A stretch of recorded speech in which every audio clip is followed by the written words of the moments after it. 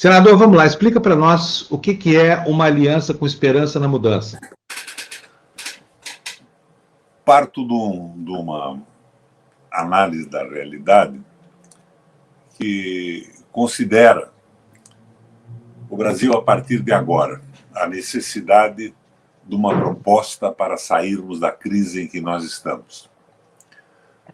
Claro que os governos anteriores cometeram acertos e erros, mas eu vejo a necessidade, nesse momento, de articularmos uma aliança para um governo transitório que nos leve de volta à soberania, à democracia, inclusive a democracia nas comunicações, não é para nos a política de emprego, numa visão fraterna e num projeto de desenvolvimento sustentável. E a soberania do Brasil tem que ser resgatada, né? O Brasil tem que voltar a ocupar a posição que tem no mundo. Nós constatamos, então, que nós temos que analisar o que ocorreu até agora de um ponto de vista de que os erros têm que ser chamados de experiência. Nós estamos analisando as políticas bem-sucedidas no Brasil e no mundo para montar um projeto de retomada do desenvolvimento nacional, nesse momento acima dos partidos. Eu não diria que não são os partidos que podem realizar as verdadeiras mudanças do país, com seus quadros, a sua distribuição pelo território nacional e tudo mais. Mas o momento é de um projeto nacional e de uma candidatura única. Claro, a plataforma de lançamento legal de um candidato a presidente da República é um partido, mas eu acho que nós deveríamos ter um candidato, um programa de modificação, ou pelo menos um programa comum a todos os candidatos que se dizem de oposição, um programa básico. Daí, cada candidato acrescenta as suas idiosincrasias, as suas posições, a forma com que se insere no quadro político brasileiro. Mas nós tínhamos que ter um projeto nacionalista, democrático, popular, de recuperação da democracia, da soberania, de valorização do trabalho acima de tudo e de retomada do desenvolvimento sob uma perspectiva fraterna, escapar do domínio absoluto e maluco do grande capital, na linha do líder Papa Francisco. O capital não pode dominar o mundo. O capital tem que servir para viabilizar a vida das pessoas, a felicidade das famílias. Mas nós estamos vendo uma dominância absoluta do lucro, do capital, da concentração de renda. E essa iniciativa partiu de um grupo montado pelo Tarso Genro, que passou a convidar uma série de candidatos à presidência da República, o Ciro, Haddad, e teve a gentileza de me convidar também para participar do debate, embora eu não seja candidato a nada nesse momento. O que eu sou é um velho político com quase 80 anos que tem uma vontade enorme de colaborar para a retomada do desenvolvimento da democracia no Brasil. Então, nós estamos escutando todos esses candidatos e a ideia é formular um projeto básico ao fim destas entrevistas do Tarso. E eu apresentei, então, o projeto. Você deve ter notado, Panucci, que eu não assinei o projeto. Porque eu vi que o projeto grupo não de tem pessoas que trabalha comigo há muito tempo.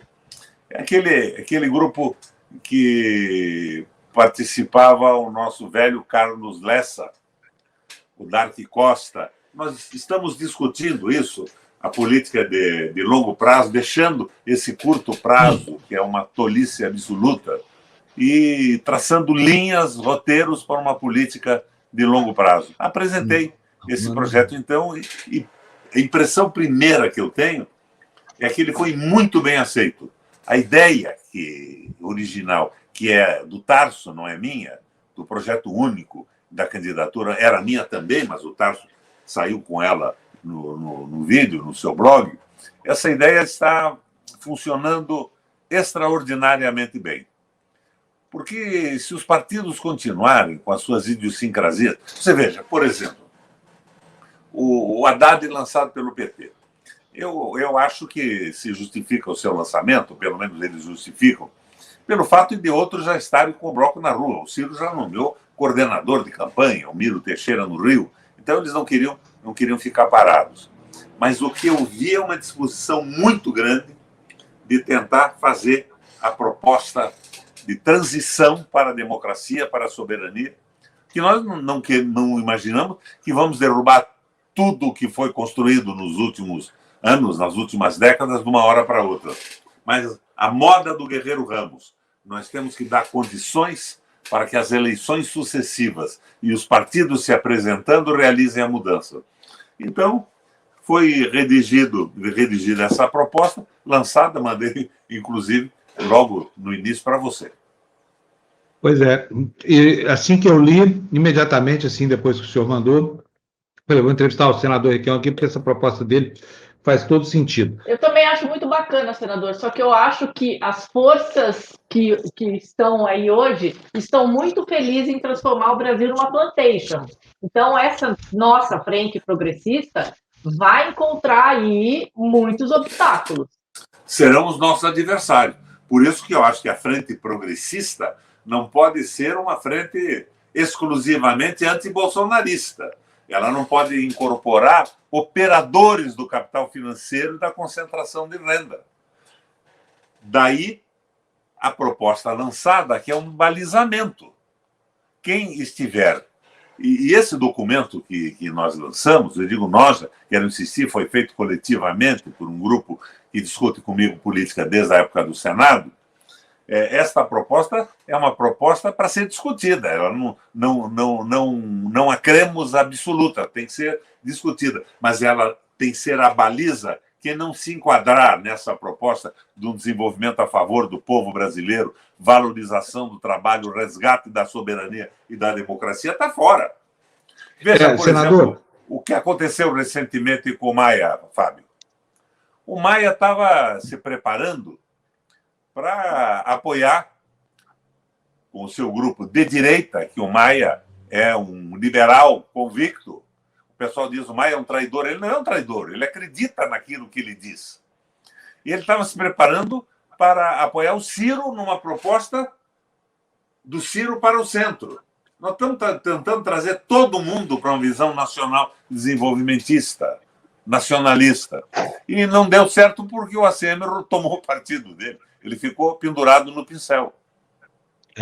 Senador, deixa eu dizer uma coisa. Eu queria entrar no mérito aqui do que o senhor está propondo, porque tem o seguinte, não é uma crítica, não, é até um elogio, tá? Mas tem alguns antagonismos aqui com relação ao momento que a gente vive. Porque é o seguinte, olha, são 5 pilares que embasam ideologicamente essa proposta, filosoficamente. Compromisso com a democracia, compromisso com a soberania, compromisso com a solidariedade, compromisso com o desenvolvimento, compromisso com a sustentabilidade. São os 5 pilares da proposta.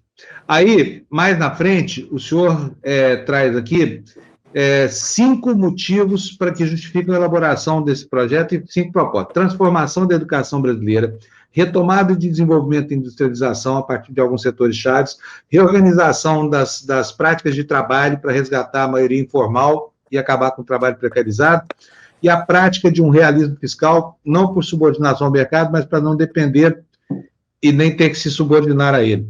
Quero saber do senhor como é que na prática se aplica esses conceitos assim, que estão tão divergentes do momento atual, porque o mundo parece que tomou um caminho do individualismo, da exacerbação do capitalismo mais selvagem, essa coisa toda, senador. É a âncora que a gente estabelece. Quem estiver a favor do controle absoluto da PEC 55, cessação de investimentos em ciência, tecnologia, saúde e educação, fora. Não entra aí mais no Maia, o Rodrigo Maia. Não entra esse pessoal que tem a visão liberal. Alguns por safadeza absoluta e outros, Fábio, vamos conceder, porque acreditam nessa bobagem do liberalismo econômico que está falida no planeta Terra. Dificultava até ontem a vida da Merkel, impossibilita um governo na Espanha, liquidou com a Grécia, acabou com a possibilidade da Grécia como nação. Então, nós estamos estabelecendo aí parâmetros. é evidente que nós não podemos aceitar a autonomia do Banco Central. O Banco Central tem que trabalhar numa política fiscal e monetária junto com o governo, numa proposta de desenvolvimento nacional.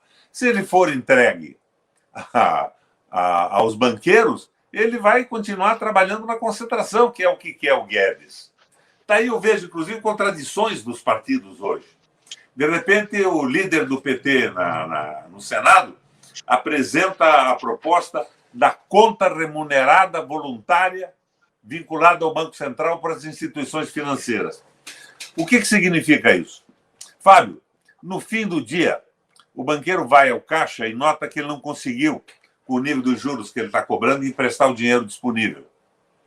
Então, no dia seguinte, ele tem que baixar o juro para colocar no mercado, senão o dinheiro fica parado. Não. Com a proposta do Carvalho, do Rogério Carvalho, ele aplica no Banco Central e mantém o juro alto. E o Banco Central está operando 2 pontos acima da taxa Selic nesses financiamentos. Pelo menos é a informação que o Ciro passou. Eu não aprofundei o meu conhecimento nesse fato. Mas garante para os bancos o juro absurdo. É rigorosamente inaceitável isso. Então, esse é o parâmetro, é o filtro. Quem não estiver de acordo, fica fora. Vai formar uma proposta com o Bolsonaro. Que cá entre nós, o Guedes não ganha eleição alguma no Brasil, né? O Guedes era o homem do posto Ipiranga, mas nunca disse que ia acabar com a Petrobras, nunca disse que ia vender a Eletrobras, nunca disse que ia fechar a Casa da Moeda, que são símbolos da existência de uma nação, o domínio e a emissão da própria moeda. Agora, nós somos um país maravilhoso. Nós ocupamos um território belíssimo, temos reservas de água, reservas incríveis de combustível fóssil, de minérios significativas no mundo, e temos um povo que fala uma língua só, tem uma única formação nacional. Agora, somos industrializados de uma forma, eu diria que completa, mas atrasada. Nós temos que mudar os parâmetros da indústria nacional e crescer, e romper com todas essas limitações que impedem o nosso desenvolvimento. Eu vejo muito o pessoal louvar a China. A China, que é do Brasil, é a mesma coisa que os Estados Unidos. Um produtor de commodity. Não é por aí. Agora, temos que renovar as nossas relações com os Estados Unidos dentro de parâmetros que não contemplem subversão de espécie alguma. E nós só seremos respeitados se os respeitarmos e tivermos um projeto nacional.